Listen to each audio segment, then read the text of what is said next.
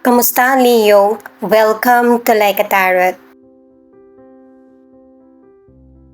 Alamin natin kung anong situation or kaganapan ang nangyayari sa mga ilang Leo.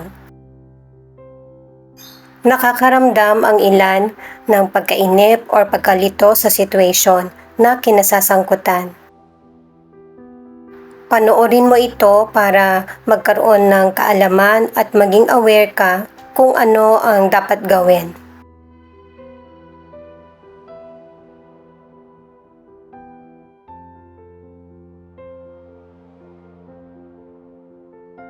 Itong mga cards na ito ay sinasabing kapag ka meron kang challenges or trials na kinakaharap, huwag kang patalo. Harapin mo anuman yung situation. Maaari din na ang ilan sa inyo meron kang gustong subukan na career o kaya negosyo. Or yung may gusto ka ng pagbabago sa buhay mo, kaya lang natatakot ka na baka hindi ito magtagumpay. Mas mag-isip ka ng plano kung paano mo mapagtatagumpayan yung mga gusto mong simulan. Maaari na ang ilan sa inyo ang gusto mo magpunta sa ibang lugar or ibang bansa, or ang iba naman ay yung magpahinga muna or i-postpone ang travel. Pero hindi naman ito pang matagalan kasi pinapakita sa cards na magkakaroon ng movement at yun yung panahon na tuloy-tuloy na yung desisyon mo. Gamit naman ang personalized cards, alamin natin kung ano ang message or naiisip ng person mo. Pwede rin ipakita kung ano yung feelings mo or naiisip.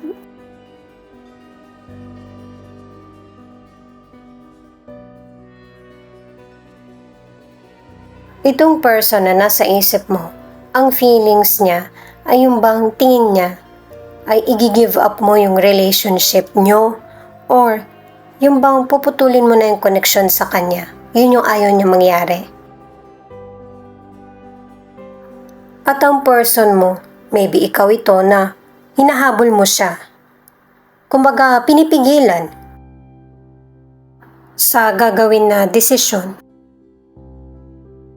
Maaari na ikaw ito na kaya mo gini-give up yung person or ayaw mo na nang magkaroon ng connection sa kanya kasi nahihirapan ka na rin na ipagpatuloy or tingin mo dahil sa situation mo, imposible na magtuloy-tuloy ang relasyon nyo. May mga ilang Leo na ang tinutukoy mong person ay yung person na nagkakagusto sa iyo, na gusto mo din or interesado ka. Kasi nga hindi nyo pa masyadong kilala yung isa't isa, yung bang pabigla-bigla yung damdamin na nagsiselos or may mga nagagawang hindi mo gusto.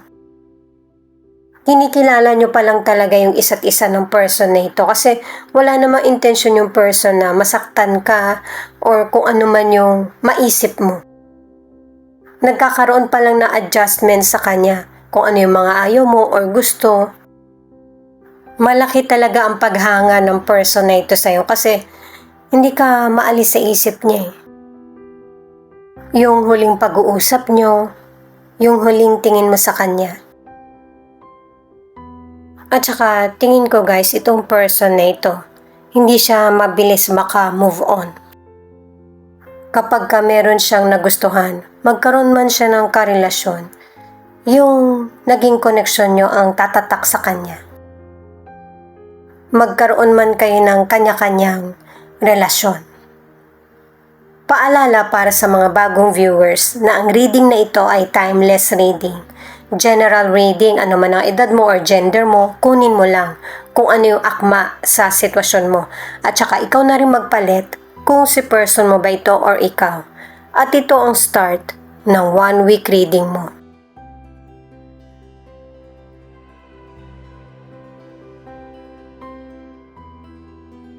The Hangman in reverse, 8 of Pentacles in reverse, 3 of Cups. May mga Leo na meron kang naging desisyon or gagawin na hakbang na tingin mo pointless. Pero pinapayuhan ka ng mga cards na suriin mong maigi yung mga goals mo.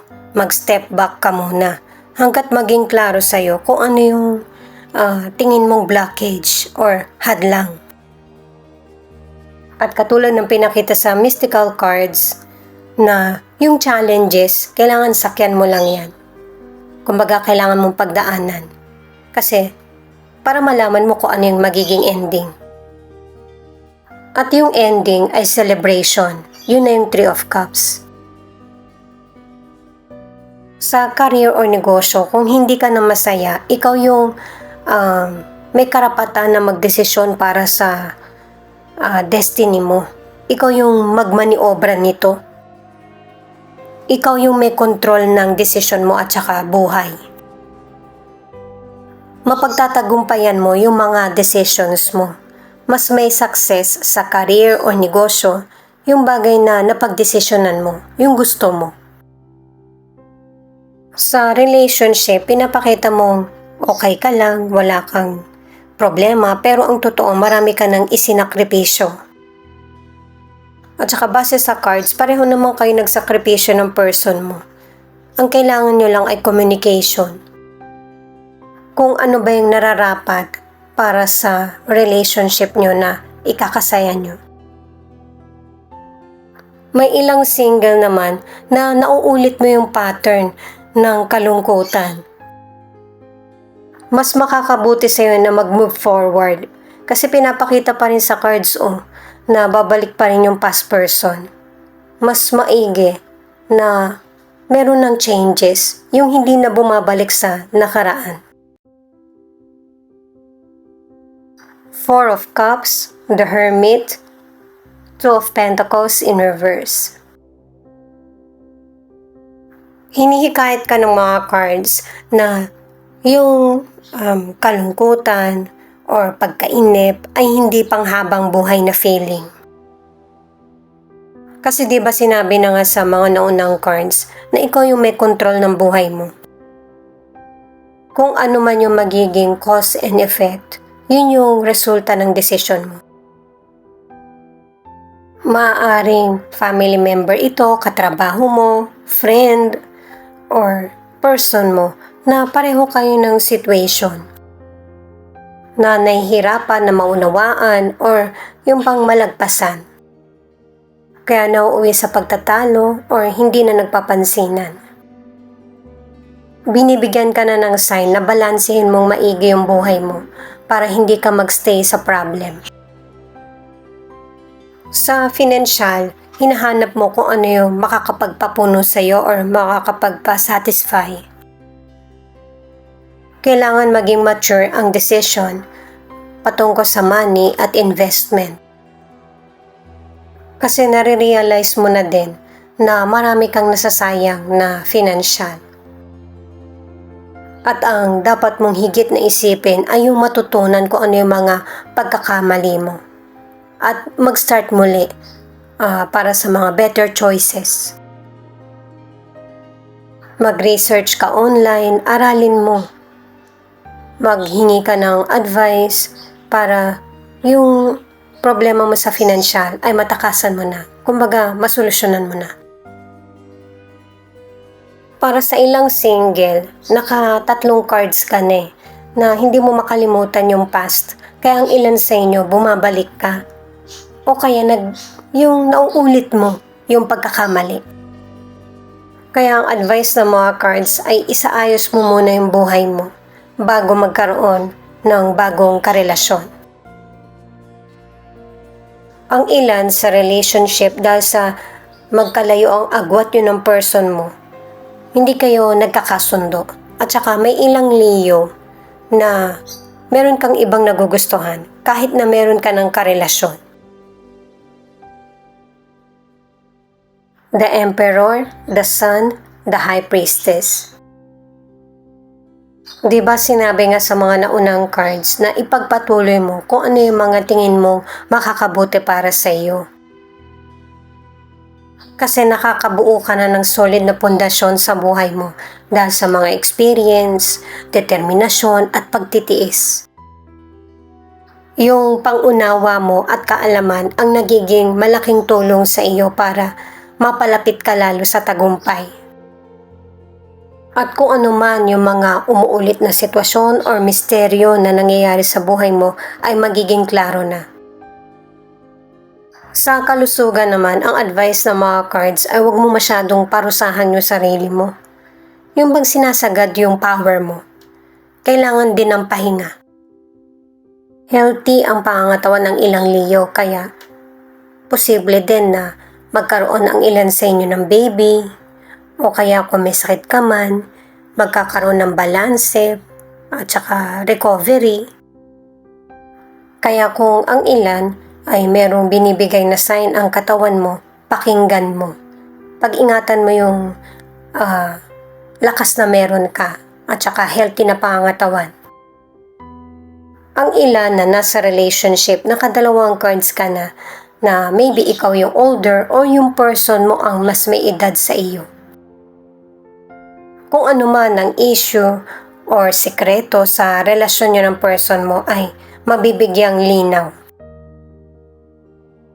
At unti-unti mo nang magugustuhan yung katangian ng person mo kasi hindi lang kayo magkaintindihan eh.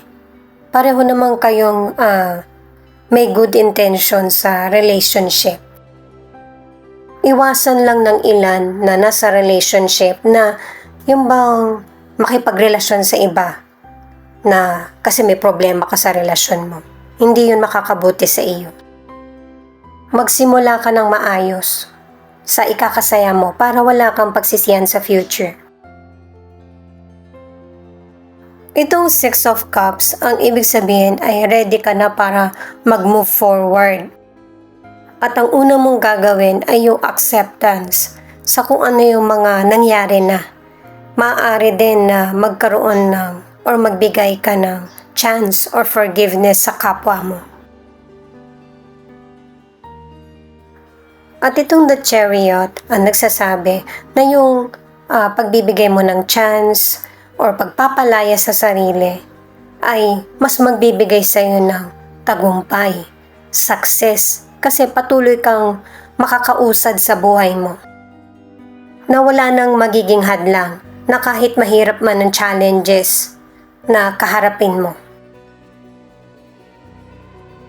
Maganda yung pagkakasunod ng mga cards mo kasi itong The Strength.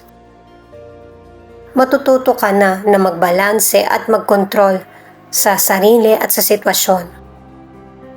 Bukod sa acceptance ay open ka na rin sa mga bagong opportunities at wala ka na rin takot na sumugal sa kung ano yung mga dumarating na pagkakataon sa iyo. Para sa ilang single, yung potential person na nagugustuhan mo ay nag-e-enjoy siya sa buhay niya sa pagiging single at saka focus siya sa karir niya. Kaya kung hindi ka magsasabi, tuluyan kanyang hindi mapapansin. At saka ang ilang single kaya nag-aalangan ka na sabihin yung feelings mo kasi hindi lang ikaw yung nagkakagusto doon sa potential person. Leo, Scorpio, Sagittarius, Pisces. Ito yung ilan sa 12 zodiac sign na nangunguna sa reading na ito. Ito naman yung mga letra na posibleng andito yung letra ng pangalan ng person mo or letra ng pangalan mo. O, R, E, Q, H.